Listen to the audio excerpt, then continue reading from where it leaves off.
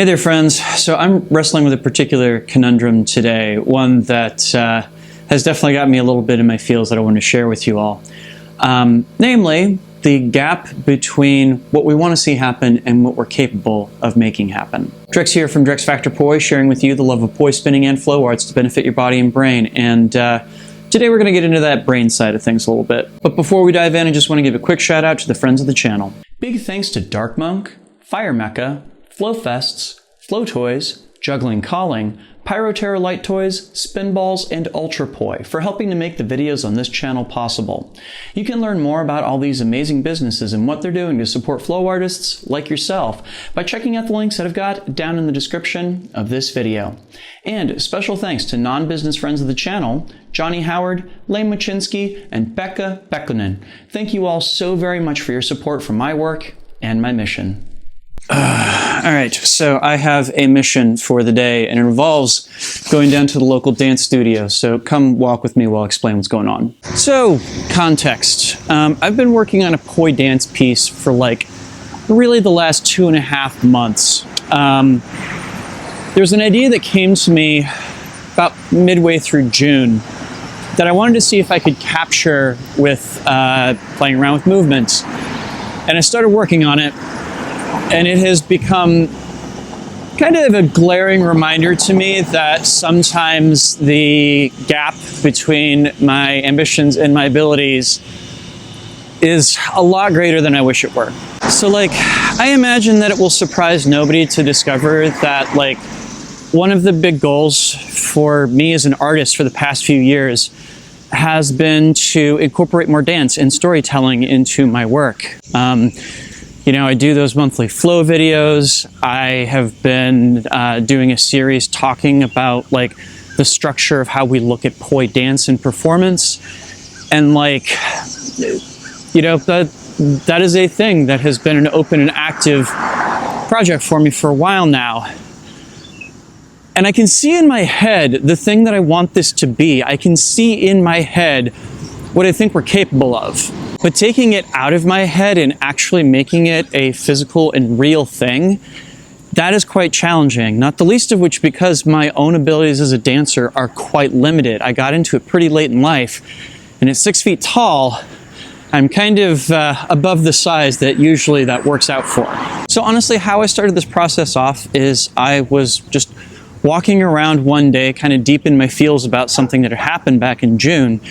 And I saw something in my mind's eye. I saw a really brief movement phrase, and I immediately pulled out my poi and set this down and got it on video before I could forget it. As luck would have it, I got this bit of inspiration while I was listening to a particular song, and the song was really great at channeling the emotions that I was feeling in that moment. So between this kind of seed of a phrase, as well as having this music to work with, those are two very, very important things to start off a performance piece with. And so what I began doing was putting on that piece of music regularly as I was flowing out and just experimenting with where it took me. Kind of playing around with different qualities of movement, with different movement styles, and seeing what stuck. See what felt like it worked with the kind of vibe that I was trying to get across, and also trying to get to the core of what it was I was trying to say with all of this. So I've now taken several hours worth of footage and edited it down to what I think were some of the highlights and the things that really nailed the feeling that I was going for in there. And I've now been working on trying to distill all of that down into a specific set of choreography that I can then do to hopefully shoot a video of in the near future. And this process has been really hard, painfully hard. Part of that, of course, is just taking something that you experienced in the moment and trying to make it repeatable as choreography is really, really hard. Because sometimes that individual phrase of movement is the result of just these 3 unique pieces of momentum that were happening in the moment, kind of just falling together. And other times, you look at this thing that you're trying to accomplish and you just think, oh my God, what stays, what goes? How do I actually assemble these into an order that gets across what I wanted to get across? Which, I think this is a thing that pretty much any artist struggles with at some point. They're really looking at trying to get across the ideas, impressions, and emotions that are at the core of their work. And it's never kind of turns out to be 100% of what we want it to be, does it now? And it doesn't help that I'm really working backwards from the way that I normally do things, wherein I will start by writing choreography, and then usually somewhere along the process, while the choreography is being assembled, I'll be looking at video of myself performing it and think, oh, all of these pieces are coalescing around this particular idea. I think that's what this piece is about. Whereas in this case, I'm starting with the idea and then trying to write the choreography around it, which is just so much freaking harder for me. And if I can be real with you, it's kind of like depressing / humbling, because one of those things that I'm discovering in the course of this is just like how limited I still am as a choreographer. My capacity to do the same thing over and over again and hit specific counts, because of course this all started off as flow. I wasn't trying to hit any counts in the course of it. So going from one thing to the other is like really, really brutal sometimes. And of course, as I'm going back through these highlight reels, I'm looking at myself and being like, dang, this was really the best that I had to offer. There's a lot of days when I've honestly just kind of been dreading working through this process, you know? Going through the old footage and trying to pull out whatever nuggets there happen to be that I think are good, versus trying to assemble it all into a final form, and it just feels like I'm throwing spaghetti at the wall half the time. Ugh, so I will be real with you, it is super noisy on this road. So yeah, I mean, this is the thing that I wrestle with in general sometimes, is just like seeing in my head the capabilities of what things can be, and then physically doing them myself, and just kind of being disappointed in the gap between those things. I feel like it's sometimes easier when I don't have an expectation coming into something, when I don't have a vision.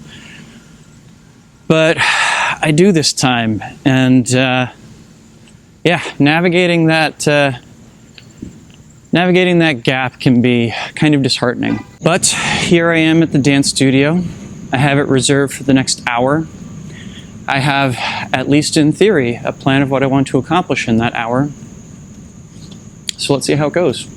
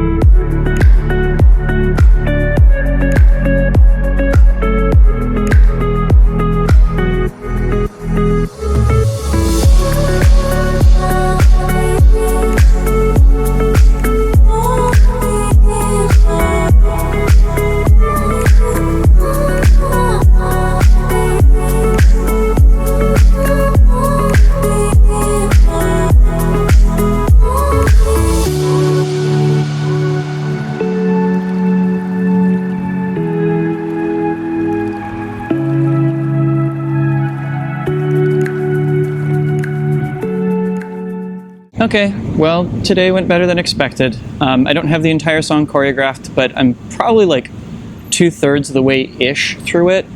There are some things that clicked for me today that hadn't before, and some stuff that's falling into place along with the music. And just, yeah, overall, looking back on the videos that I recorded today, I'm feeling not terrible about it. There's definitely some connective tissue that needs to be put in place, but we're getting there step by step. It does dawn on me that, like, part of the reason this is so difficult is that I don't choreograph in this fashion very often. I do write choreography and I do flow, but it's rare that I write choreography that is specifically to music. And I can't help but think that, like, if I actually did that more often, if I made that a regular habit to, say, like, write something every week that was choreographed to, like, 30 seconds to a minute's worth of music, that doing things like this in the future might be a little bit easier. After all, part of what makes a thing difficult is a lack of practice at it. So maybe part of the key to this is practicing the thing that I have a hard time with, right? What a concept. Of course, part of this could just be the endorphins of coming out an hour straight of doing dance, but I'm choosing to be optimistic on this one. But I mean, also too, just on a kind of existential level, the struggle of trying to bridge the gap between our ambitions and our abilities, I think, is something that we all work on for the entirety of our life. One of those things that tends to happen as you improve your craft is that you reach ever further and higher up, and you push the limits of what you can do. So maybe in the grand scheme of things, it's not a bad thing to have that gap be there. It can be very frustrating, but at the same time, it's a sign that you're growing, right? But as for right now, I'm pretty exhausted, and I still need to send out a bunch of emails today. So I'm gonna hit the road. Thank you all for joining me today, and please make sure to like, subscribe, comment, all of that good stuff if you got anything out of this video, yeah?